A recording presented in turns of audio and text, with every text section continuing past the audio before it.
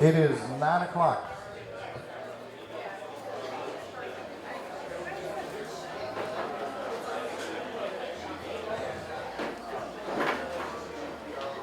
Okay, so while everybody's getting seated, there's coffee and there's bagels this morning. I'm Bill Garland. Dr. Mounts is away today. I'm usually the one that's streaming up to Facebook or getting the photographs on Facebook. So that may not happen today in real time. So 6 minutes is not long to 6 minutes is not long to get that done. But anyway, thanks for being here. Dr. Mounts left me a very detailed script to go by. You know, so, let me say that at 9 o'clock, all of 1 million cups across the United States, everybody's meeting at the same time. First Wednesday, 9 o'clock. So we're talking about literally thousands of people across the United States meet at 9 o'clock to bring creative people together in the spirit of entrepreneurship. And everybody knows I hope everybody knows the format. We have 2 presenters, 6 minutes they will present, and then we have time for questions. Today we have something brand new, a cordless mic. So when you ask questions, I'll try to run and get the mic to you as quickly as I can so that they can capture it on the video. In the past we haven't been able to get the questions on videotape. So let me introduce a few of the sponsors. First off, the famous Tipsy, McSway, Susan Bates. Where's she at? There she is right there.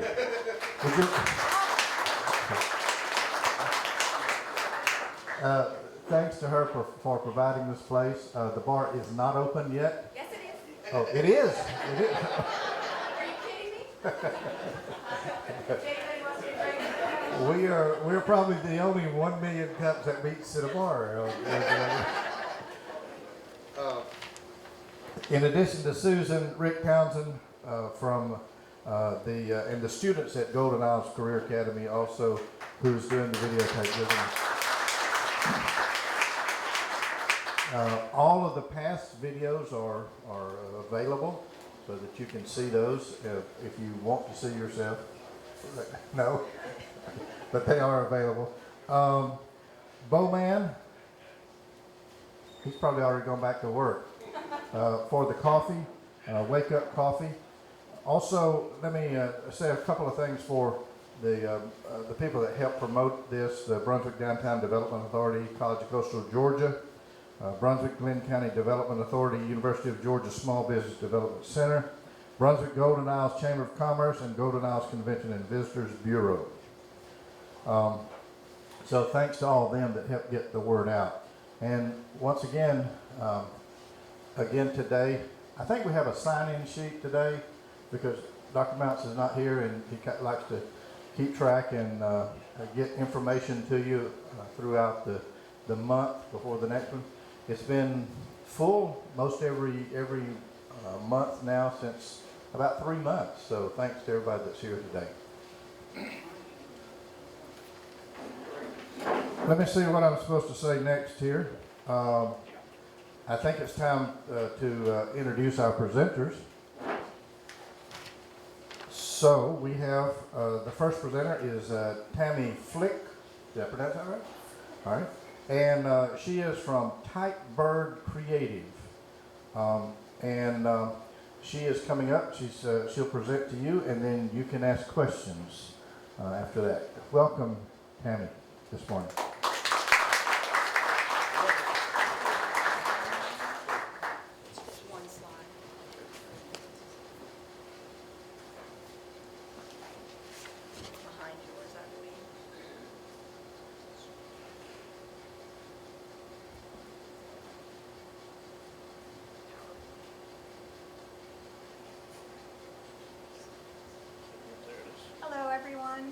I'm very nervous.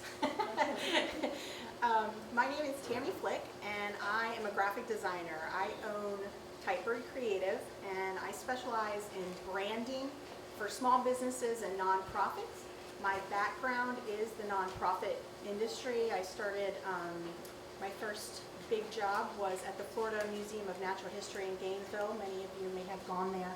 I was a photographer and soon realized my boss was never going to leave and I needed to maybe change what I did. So I started working in the graphic design industry and I'm really glad I made that decision. I still love photography and really respect photographers because it's a very hard job, but graphic design is definitely the place for me. My husband, the reason we're in Brunswick, we moved here in November. My husband works for UGA, Marine Extension, and we moved here for that. I am a pretty mobile business and I still have many clients back where we lived before in Fort Myers, Florida. But I'm looking to learn more about the local area. So, why did I start this business? There's a couple reasons. One is at the time I was working as a marketing manager for a real estate company when the economy went bad. And everybody got let go right before Christmas. And everybody was like, what are we going to do? What are we going to do? And I was like, I know what I'm doing. I already have a plan because I really wanted to work from home. I had had a son a few months prior, and I really just wanted to be able to be at home with my son. And this was the perfect fit for me. So I started doing freelance, and I pretty much did anything I could at that time and really built myself up through word of mouth. And now I have clients that I've had for the 8 years that my business has been going, which I'm really proud of. What I focus on doing is brand identity. I like working with small businesses and I like working with nonprofits on certain projects because I feel like when I worked at that big company, we had a big design firm before I came on the team. And I remember needing an ad that they had already created for us and they sent us a CD and the bill came and the bill for the CD, just literally copying something onto a CD was $150. And I was like, wow. How does the little guy afford that service? And so it really affected me, and that is the whole reason I started doing what I do, because I really want to help local communities. I want to help small business people, and I definitely like working with nonprofits. So that's pretty much why I started my business. What makes my business different is the personal service. I'm the only one that runs this business. There's no one else that's going to answer the phone. And that's very important to me. My husband actually asked me last week, would you ever grow bigger? And the answer is probably not, because I am very hands-on and I really want to be involved. I really love what I do and I really like investing in my clients. I usually tend to work with people that I'm really passionate about and that I really enjoy what they do. I think that's very important because it shows through in my work. My challenges that I brought to you today, number one, relocation of a business. What would you suggest as far as being relocated here? Some ways that I could get more involved with the local community. Obviously, this is one. And just some suggestions maybe for the Brunswick area, Golden Isles area. What would be some suggestions that would help me further my business here locally? And the second question is value. I think this is a question really for every artist, not just myself, but explaining the value of what I do, because it's not something that I can hand you and say, here's, this beautiful thing I made. It's an electronic thing that I send you in an email, and it's really easy for people to go online and buy a logo for $10 on Etsy or $99 on 99 Designs. So how can I better explain myself and the value of what you get? Because when I work with a client, we have a consultation, we talk about your preferences for your logo, what your business is about. I really research what you do. And I think that's a big part of it, because a lot of times I've had many of my clients say, I called a graphic designer once and they just said, what colors do you like? Okay. And then they made my logo and I hated it. And so I really, really invest the time with my clients. I make a mood board so that you can kind of get the feel of where I'm going with your logo, because it really does help you in the process. When you visually see something, it's like a whole game changer. And I really feel that's an important part of what I do. And, you know, I give you choices and variety, and I also make a thing called a brand board that kind of shows you the process of your logo it's not just a logo. You know, these are all the things that incorporate your Pantone colors, your typefaces, this sort of thing. So how do I show people value in that? I did make, and you can see it on my website, typebirdcreative.com, I did make a slideshow, for lack of a better word, just to kind of explain my process, show you what I do to visually see that. But I'm just wondering if maybe you might have any other suggestions. How am I doing on time? 2 minutes, okay. Yes. Can you give a more in-depth explanation of what you do for instance, a nonprofit? I mean, you mentioned logo, but Yes. what's your full range? Well, for example, right now, I'm working with a nonprofit in Naples, Florida, called Rickery Bay. And they have different functions throughout the year. One of them is called, it's a lecture series, and it's called Guardian Angler, or I'm sorry, it's a fishing tournament. We just finished the lecture series. The lecture series is called Tales from the Coast. So they wanted to kind of brand it so that when you get a flyer in the mail, it has a logo on it that you can associate, because they're going to do a number of those lecture series. I think there's going to be 6 throughout the year, and they're trying to get a higher clientele to donate to the organization. So that's one of the projects I work with on them. And then we also they do a fishing tournament. And so it's called Guardian Anglers, and I just worked on a logo for them. Nonprofits get different pricing than normal customers, just because I know the budget restraints, and that's a big important thing for me, to work within those budget restraints. So those are the type of things. You know, I have friends who have made logos for an actual nonprofit, and that's obviously an option too. But the projects within, sometimes they have graphic designers on staff, and then sometimes they don't. When I worked at the Natural History Museum, there was an entire graphics department, and I actually volunteered my time to train myself.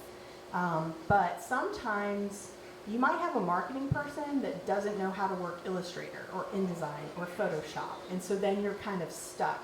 And a lot of times there's not the budget for it. So you can hire out and actually end up saving yourself money than hiring a full-time marketing or graphic design person. Is that good?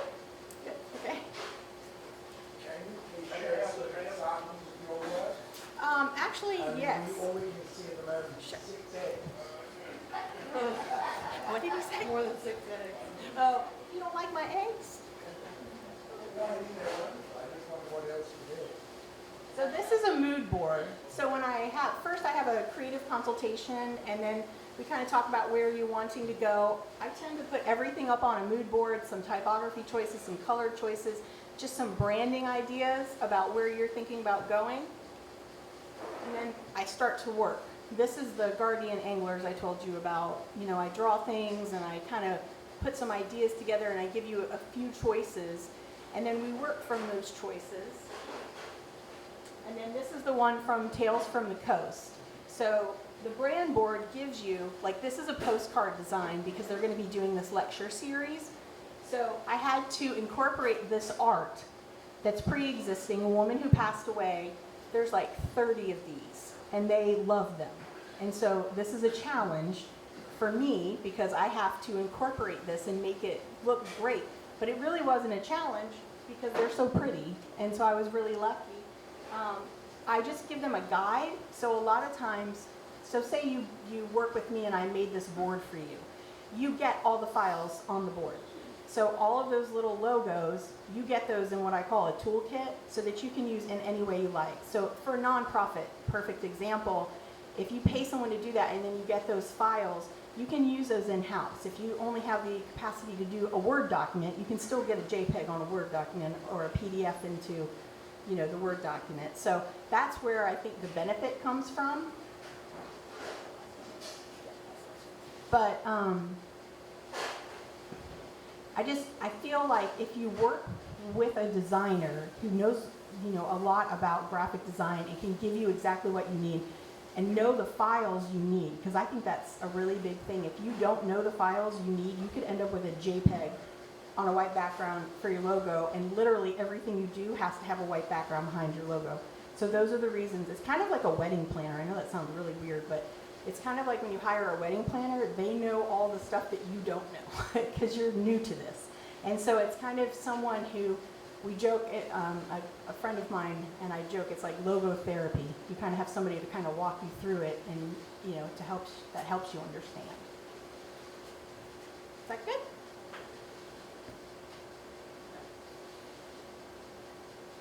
More questions? Anybody else have a question? Remember, we're trying to use mic this time so we get it all captured, things that Rick and school are doing that. Okay, can I ask you a question? Yes. So how did you come up with TypeBird and back to the 6 eggs? How does that work into a logo? Okay. It's a weird name, I know.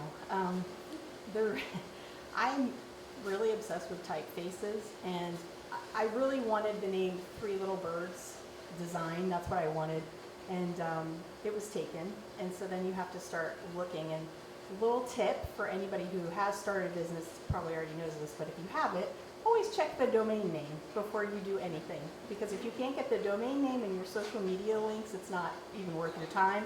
I don't care how attached you are to that name, it's not happening. And so my husband and I were in the car for 3 hours one day on Thanksgiving, and I really just got on my phone, I started thinking, and the story kind of goes backwards. My father passed away of cancer about 5 years ago, and when he passed away, a little bird came to our yard every single night, same tree, same branch for 3.5 months. It was, I don't know where he came from, I don't know what he was doing, I've never seen it happen again. But for 3.5 months, this bird was up there, and so the name came TypeBird because I thought of that bird and it meant something to me, and so that's where the name came from. Any other questions? Any other questions? Okay, we'll take a short break and everybody can re-coffee and Thank you. re-bagel. So, go ahead.